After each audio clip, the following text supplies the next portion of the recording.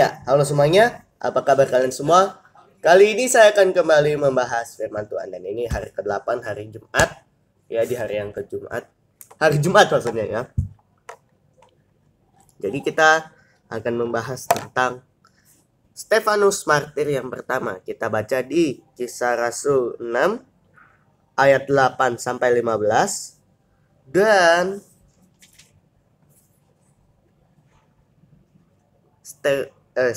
Kisah Rasul 7 ayat 54 sampai 8 ayat pertama A. Ya, begitu. Jadi ceritanya gini. Kan Stefanus adalah salah satu dari 7 orang yang dipilih untuk melayani sesama nih. Ya. Dia ini penuh dengan karunia, penuh dengan Roh Kudus, makanya dia bisa membuat mukjizat sama seperti para rasul. Ya. Tapi ada juga nih orang-orang yang ingin melihat tuh, yakni jemaat Yahudi yang disebut orang Libertini atau orang anggota jemaat itu adalah orang dari Kirene dan Alexandria. Ya, ada beberapa orang Yahudi dari Kilikia dan dari Asia. Tapi Asia di sini bukan Asia yang sekarang ya. Jadi bedakan konteks ya. Bukan Asia yang sekarang, beda Asia itu. Ya, itu. Nah, kita lanjut. Jadi orang-orang itu kayak bertanya, kalau sekarang kalau anak-anak yang sering tahu ada kuis Alkitab, kurang lebih kayak gitu, tapi sebenarnya mungkin lebih dari itu. Mereka bersoal tanya kepada Stefanus mengenai apapun, dan ternyata mereka gak bisa melawan hikmatnya Stefanus. Jadi maksudnya gimana? Karena ternyata Stefanus bisa menjawab dengan penuh hikmat dari Tuhan. Ya. Dan roh yang mendorong dia berbicara gitu. Ya.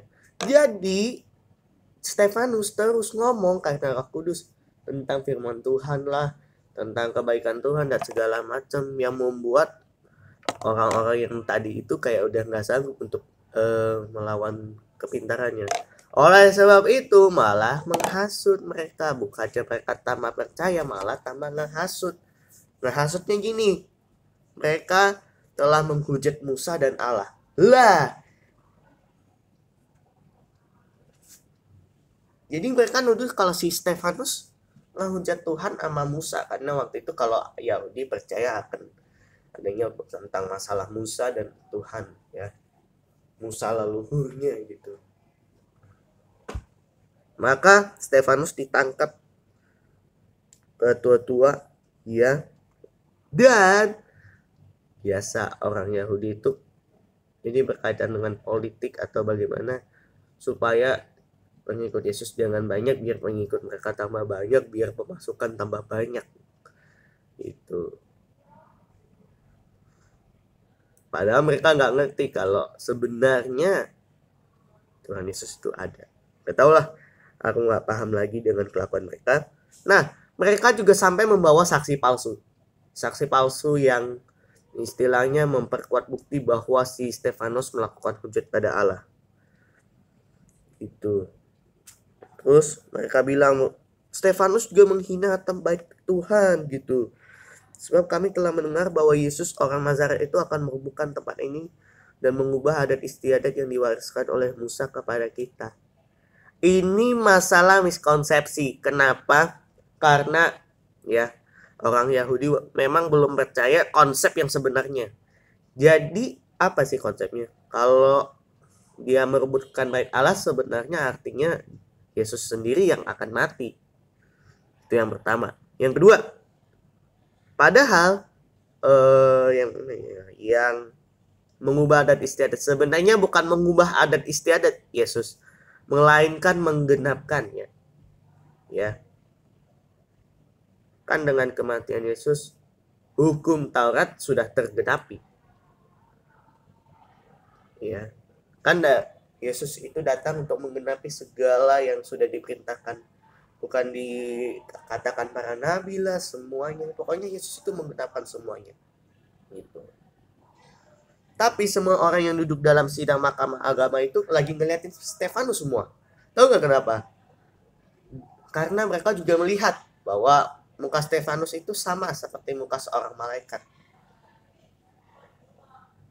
Setelah itu, ya kalau kalian baca Kisah Rasul 7 ayat 1, dia bilang, benarkah demikian?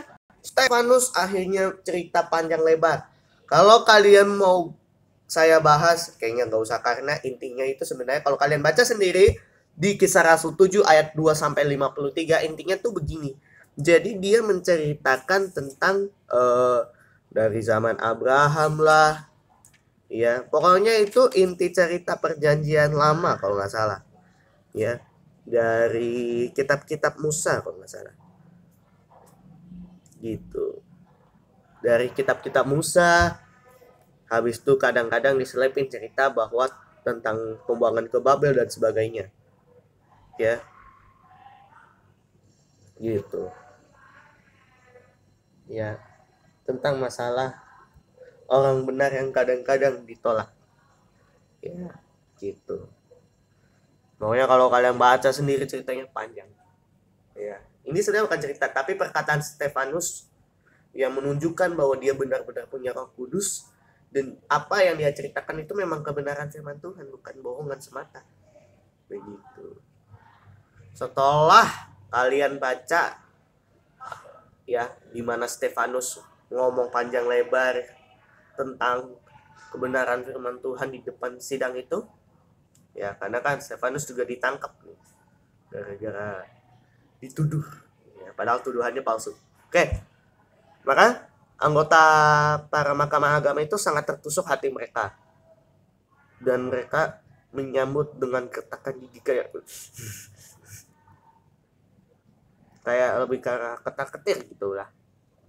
Tapi Stefanus yang penuh dengan Roh Kudus melihat ke langit dan berdoa, lalu melihat kemuliaan Allah dan Yesus berdiri di sebelah kanan Allah, dan dia bilang, karena Stefanus memang dapat penglihatan, dan dia bilang, sungguh aku melihat langit terbuka dan anak manusia berdiri di sebelah kanan Allah. Maka berteriaklah mereka sambil menutup telinga serentak menyerbu dia. Habis itu mereka menyeret dia keluar kota dan melemparinya.